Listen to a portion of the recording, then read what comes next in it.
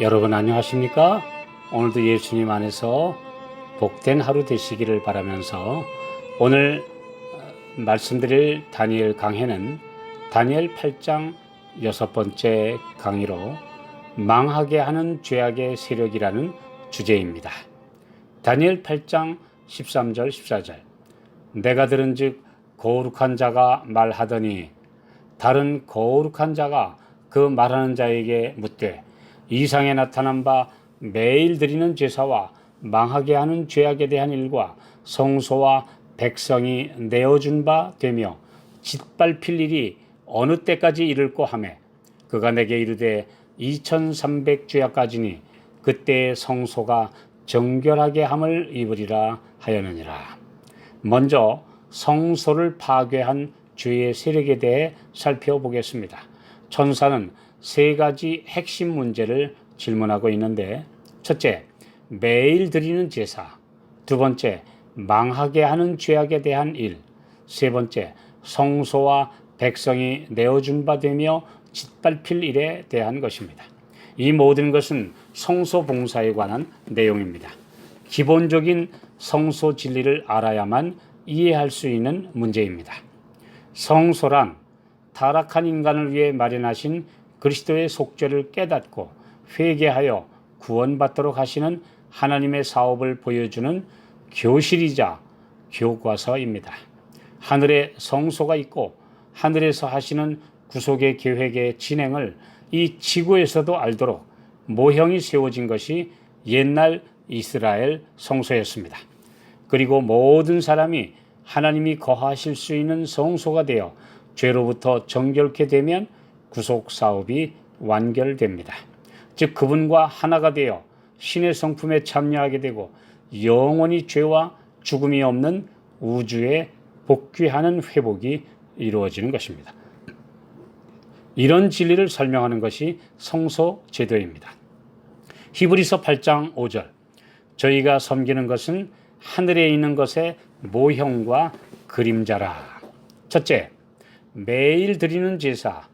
이 말을 히브리어로는 타미드라고 하는데 그 뜻은 날마다 또는 계속되는 이라는 뜻입니다.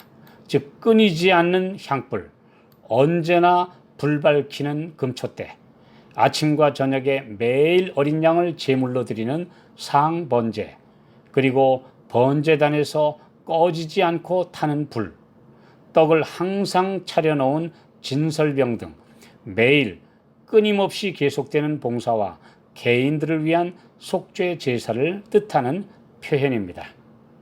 인류의 구원을 위해 이 땅을 상징하는 성소 뜰에서 죽임당하신 예수님의 십자가 희생이 모든 개인에게 적용되는 첫째 칸 성소에서의 중보 사업을 설명하고 있습니다. 제물의 피는 성소 휘장에 뿌려져 더럽혀졌고 1년에 한 번씩 대속죄일 정결로 죄의 기록을 도말하며 휘장을 새 것으로 교체하였습니다. 죄는 이와 같이 모든 사람들의 기억과 사상과 품성에 오점을 남겨 지울 수 없기에 대속죄일에 완전한 도말이 필요했습니다. 신자들이 매일 끊임없이 죄를 짓고 있기에 타미드, 곧 날마다 계속해서 그리스도의 피가 뿌려져 대신 값을 지불해야 한다는 사실을 가르치고 있습니다.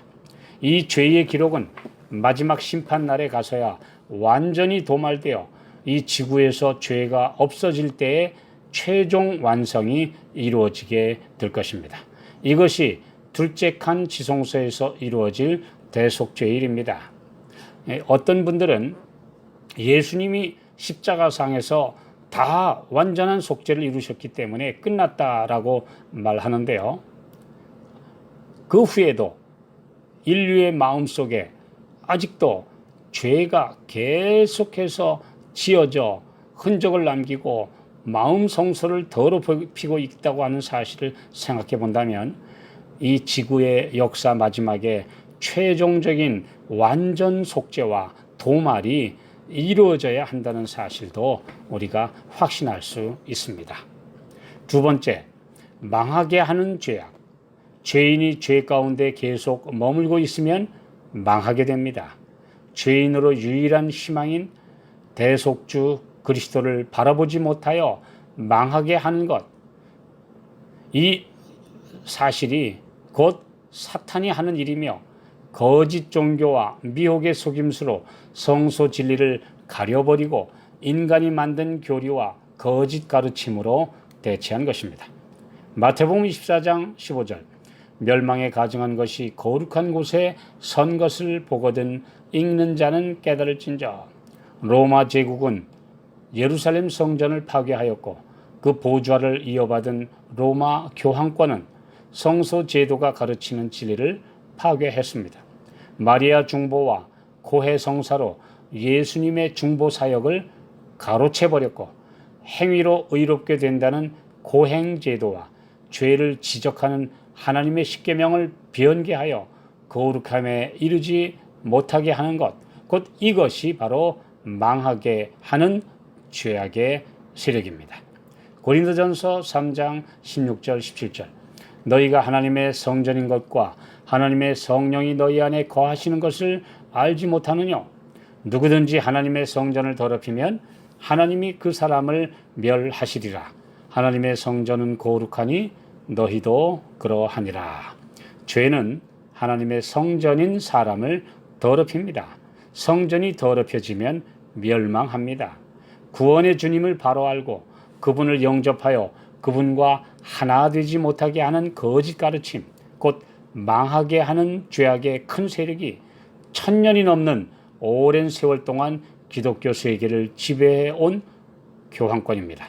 물론 이 진리를 바르게 가르치지 않는 교회들도 같은 바벨론의 딸들이라고 계시록 17장 5절에 기록되어 있습니다. 에스겔 22장 26절, 그 제사장들은 내 율법을 범하였으며 나의 성물을 더럽혔으며 거룩함과 속된 것을 분변치 아니하였으며 부정함과 정한 것을 사람으로 분변하게 하지 아니하였으며 그 눈을 가리워 나의 안식일을 보지 아니하였으므로 내가 그 가운데서 더럽힘을 받았느니라. 허물이라는 단어는 트랜스그레션으로 범법, 반역이라는 의미로 하나님의 율법을 변개하고 파괴하는 행위입니다.